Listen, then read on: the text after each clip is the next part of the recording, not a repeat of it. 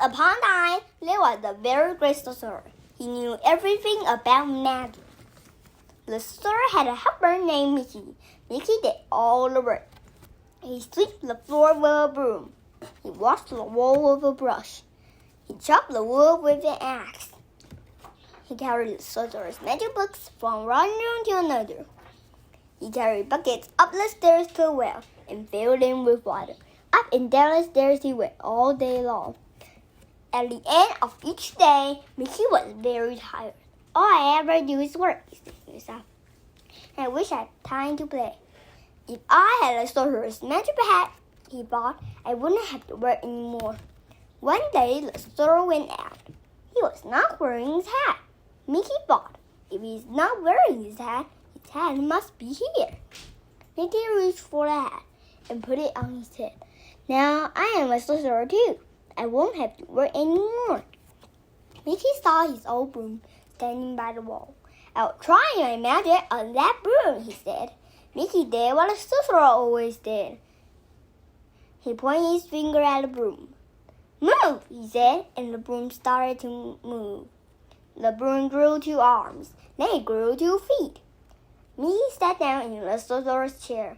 He put his feet on the sorcerer's table. He lifted one finger at the broom. Work, he said, and the broom started to work. While the broom was working, Mickey fell sound asleep. Suddenly, something woke Mickey up. Something very cold and very wet. It was a big splash of water. Mickey stood up and looked around. There was water everywhere, and the water was very deep. Oh no, cried Mickey. Mickey saw the broom was still working. Stop working, said Mickey, but the broom did not stop. It kept on working. I am a sorcerer, he said. I can make you stop. Mickey pointed his finger at the broom. Stop working, said Mickey, but the broom did not stop. It kept on working. Just as Mickey was wondering what to do, he saw his axe. The axe, he said to himself. If I chop wood with the axe, I will chop up this broom with the axe too. Mickey ran after the broom. He chopped up the broom into small bits of wood.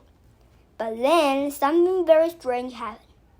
All of the tiny bits of wood started to move faster and faster and faster. And each of the pieces of wood turned into a broom until there were hundreds of brooms in the room. They had arms and feet and were carrying 2 buckets. All of the brooms kept on pouring the water onto the floor. The water got deeper and deeper. It was also over Mickey's head. The sorcerer's chair floated by. Mickey's axe floated by, and so did a pillow and a bottle. Then the sorcerer's big magic book floated by. Mickey swam after it. He looked after page, but he couldn't find how to stop the broom. Poor Mickey. Just then the sorcerer came back. The sorcerer knew just what to do. The sorcerer knew just what to say. He lifted his arms, and all of the brooms, and all of the buckets, and all of the water went away.